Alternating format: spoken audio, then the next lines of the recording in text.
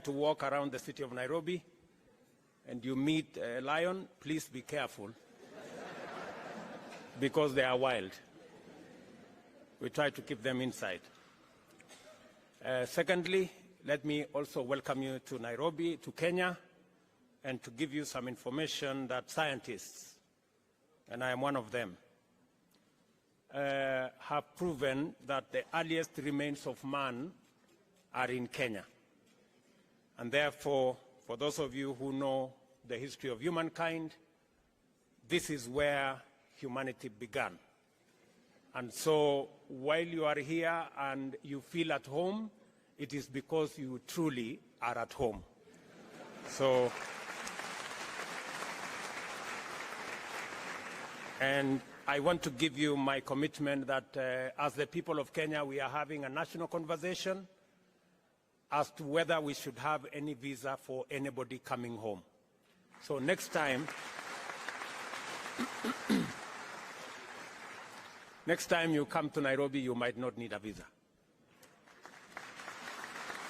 Excellencies, it is difficult to overstate the fundamental impact to deliver Pan-African transformation. To do this, self-reliance, ladies and gentlemen, is essential.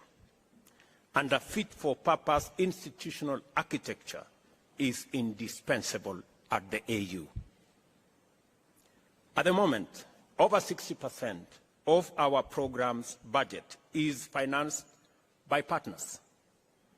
The demands of our challenging time require an AU that can pursue multiple urgent and critical interventions using internally mobilized resources. The Pan-African movement has always been about sovereignty and agency. First and foremost, chronic dependence, even on well-meaning partners, is starkly inconsistent with the aspiration of independence, sovereignty, and agency. And I therefore believe that we must take seriously the recommendations that have been made towards making our organization an organization that stands on its feet and an organization that is funded by us.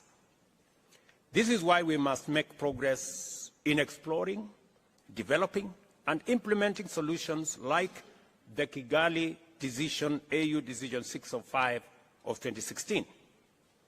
Similarly, you may want to know that that decision has now been implemented by 17 countries. We need to persuade all our other brothers and sisters in the other countries to come on board so that we can do the responsible thing and fund our own organization. Similarly, it is time to free up the African Union from structural and organizational constraints, including duplication and other inefficiencies, thereby facilitating it to be effective on a greater scale. As a starting point, defining the roles and functions of different organs and instruments more clearly is unavoidable. The coordination, administrative, and implementation mandate of the Commission, the legislative and oversight function of a strong Pan-African Parliament, and the political leadership, ownership, and broad policy direction of the Council all need to be reflected more clearly through rational structural delineation. I hope, it's my prayer, colleagues, ladies and gentlemen, that we finally make the right decision and build an organization that is fit for purpose, that has the requisite finances, the needed voice, and the leadership that can project Africa's position much more clearly with a strong voice so that we can take our place in the community of nations. COP27 was a turning point of tremendous magnitude because it brought home to the peoples of Africa the imperative to reconfigure our model of engagement with global and multilateral frameworks in general, and the urgency of projecting a new place, role, and voice to define Africa's contribution to global development and climate action. As we reflect and deliberate upon President El-Sisi's account of his commendable use of COP27 to facilitate the emergence of a fresh Afrocentric perspective to climate change, it is vital that we resolve to do even better and go much further at the forthcoming COP28 by taking on board a more robust position and proposing a transformed and inclusive global approach to tackling the climate change crisis. This is why it is important for us to pay special attention to the Africa Climate Summit, the first ever in our continent under the AU, which will take place here in Nairobi between September 4th and 6th. The summit, coming after the Paris summit where greater clarity emerged, will be a critical opportunity for us to accelerate global energy transition and deliver African solutions to the COP28 in Dubai, the United Arab Emirates. When we return to Nairobi in September, therefore, our sole business will be to mobilize and converge around a common position and advocate for global alignment on a green growth agenda complemented by a transformative global climate finance compact. Your participation in this summit must therefore anticipate your stronger participation in the Africa Climate Summit. And ladies and gentlemen, as we come to that summit, there are two very important things that as a continent we must harmonize, consolidate, and package our collective position. We must have a collective position on matters to do with debt and liquidity. We must all agree that it is time for a new financing mechanism.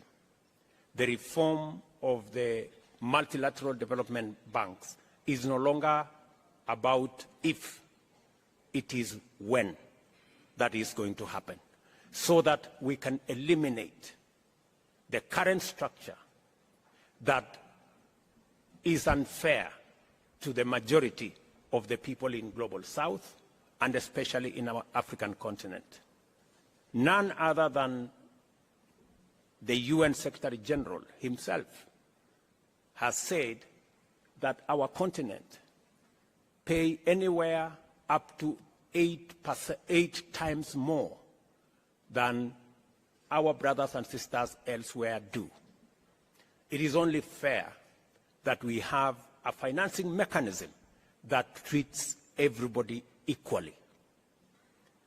All of us have read about the animal farm, where there are some that are more equal than others.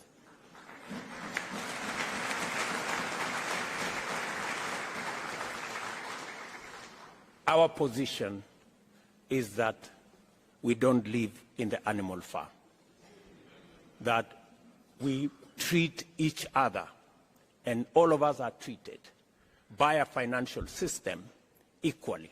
And all we are asking, we are not asking for one financial system that favors us. No. We are asking for a financial system that is fair for everybody.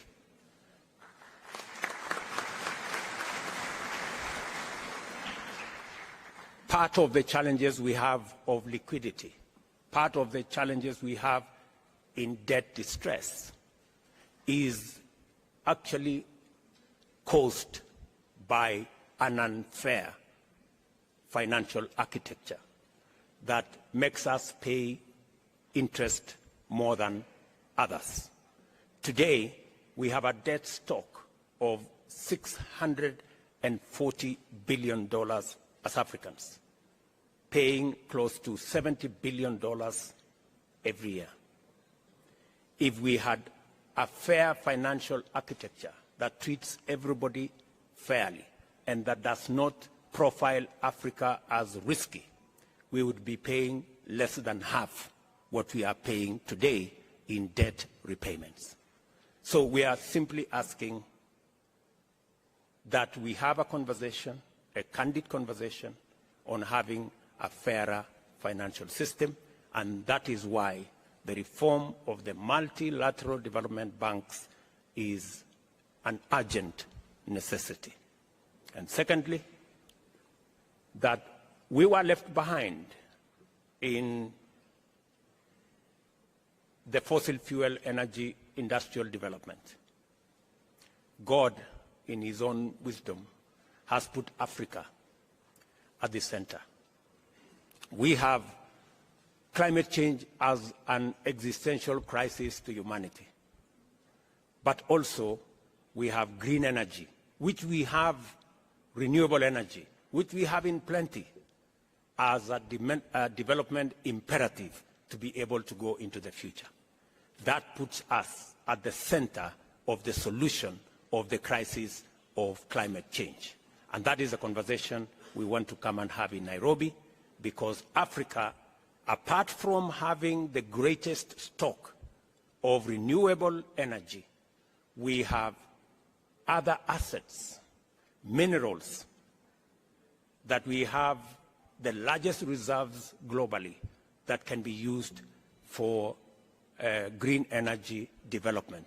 We have the largest reserves of uncultivated arable land that can drive, according to Adesina, my brother, we can increase grain in our globally by up to 100%, maybe even 200%.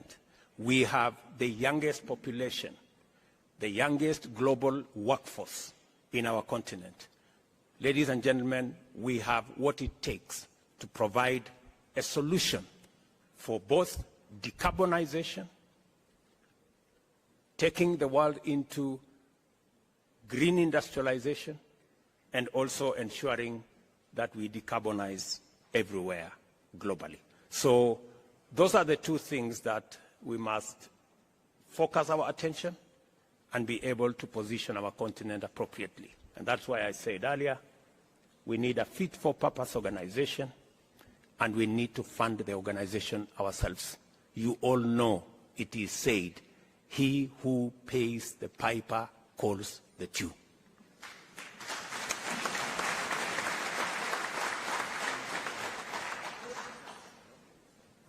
When you return to Nairobi, therefore, in September, our sole business will be to mobilize and converge our common position and advocate for global alignment, as I have said, that puts Africa at the center. I take this opportunity to once more appreciate the indispensable contribution made by the AU Commission and the leadership of its chair to all arrangements and the tremendous logistical undertaking required to prepare a successful summit. It is because of this partnership with the Commission that we have made progress in laying ground for an event that will give our continent a platform from which to launch its agenda into the global discourse. I am confident that the summit will be successful in achieving all its objectives. I wish all of us wonderful deliberations as we receive the various reports. Enjoy your time in Kenya, and God bless you. Thank you very much.